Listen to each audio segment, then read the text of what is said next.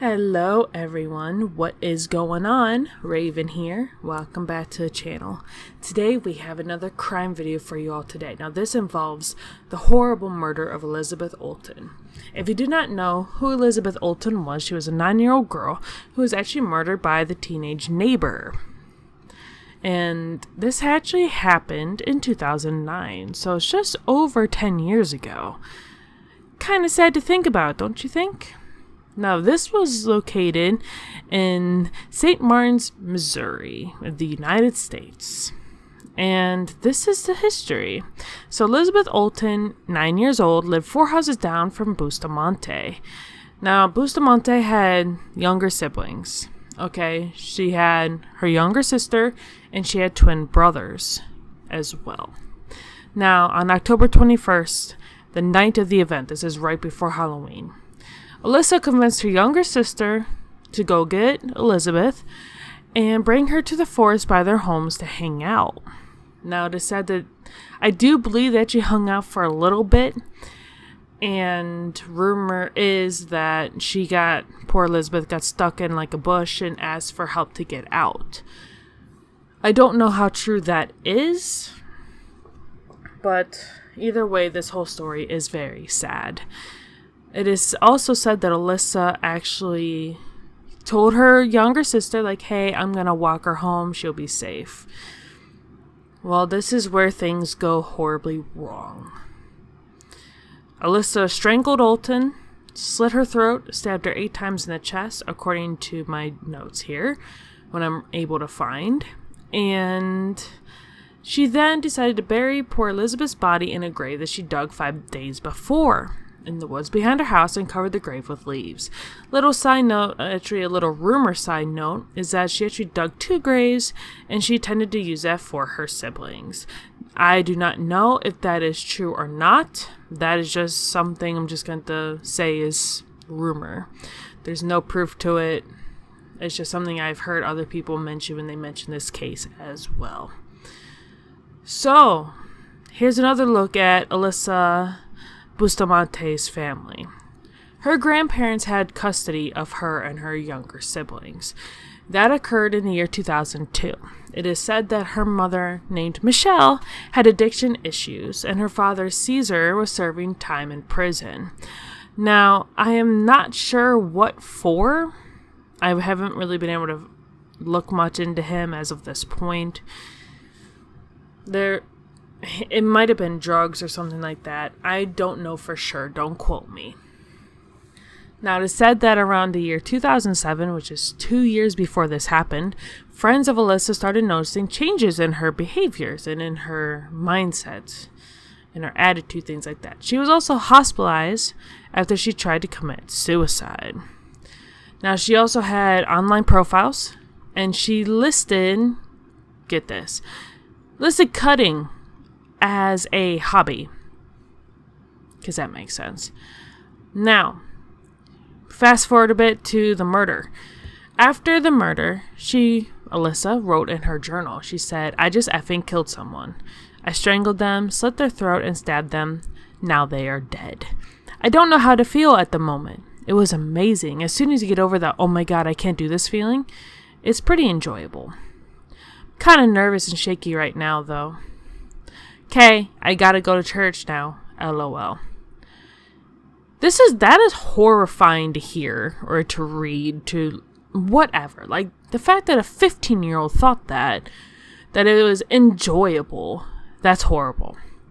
Now, she said she had to go to church now because she was attending a church dance at the Church of Jesus Christ of Latter-day Saints. Now, she was at this dance while police were searching for Elizabeth. I just want that to be well known. When it came to, police, investigating her and talking to her and all that, at first she denied any knowledge of anything happening, just like all murderers do. Most all murderers. There is one murderer I did talk about where she actually admitted to it. I'm going to link that somewhere in the video.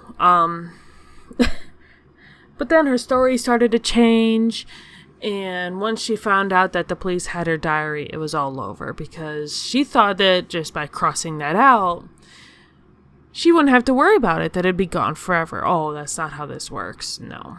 So what basically happens is they have resources in the lab to determine what someone wrote even after you crossed it out.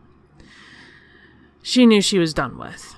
So, first court date was November 17, 2009.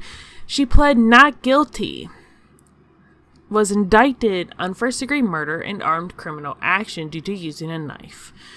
January 2012, she took a plea deal to the lesser charges of second-degree murder and armed criminal action. A few weeks later, she was sentenced to life imprisonment with the possibility of conditional release and a consecutive sentence of 30 years.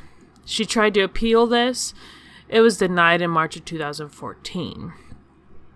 Now, Elizabeth's mother, Patricia, agreed to settle the lawsuit she filed against Bustamante. The terms of the agreement required Bustamante to disclose any compensation from case coverage to her. Now, she was seen by several mental health professionals who all testified that she suffers from major depressive disorder and borderline personality disorder. So what does that mean? Well, major depressive disorder is MDD, also known as clinical depression. It's where, you have low mood, low self-esteem, low interest of things. Here's where things get different. So if you have borderline personality disorder, that is emotionally unstable personality disorder is another name for it. This is characterized by a long-term pattern of unstable interpersonal relationships, where this is where like the self-harm kind of falls into play. Now, her lawyers did also try to say that she the medication she was taking was increased, which caused the horrible behavior. Which, there is another update for you all about this girl, though. Miss Alyssa Bustamante herself. She is actually given a time to be released. Very interesting, don't y'all think? That she's able to be released? So, the Supreme Court actually made it so that way teenage murderers have a chance to be released at some point, because it's just not good for them if they're in prison. Alyssa Bustamante could be eligible for parole in as early as 2027. Now, I don't think she should get out. I don't think she should be released. I mean, she committed this and wrote LOL about it in her diary and said how she enjoyed the sensation of killing someone. I don't think you should get out for that. Now, one thing I did forget to mention before, Elizabeth Olten's father is in prison for drugs, as far as I was able to find. Now, they did ask him what he thought about this, and he said that she deserves the highest possible punishment. And I'm not going to go into all the details. You can definitely look him up and see what he has said all on your own. You guys should definitely let me know what you think of this case in the comment section down below. I do not think she should get out, Miss Alyssa. I do not think she deserves it. Her prison mates have said that she is remorseful. But if you guys watch her in her trial, the only time she shows any sort of emotion, the only time she cries is when she got her life imprisonment for the crime. That was the only time this girl cried. Okay? What does that tell you?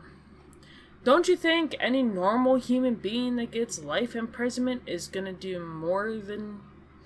Don't you think that if you were someone that deserved to be free, you would have more emotion than that?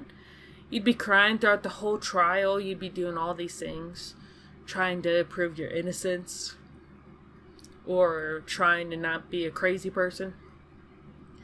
Like I said, let me know what you guys think of this in the comment section down below, and I will see you on the next video. Bye!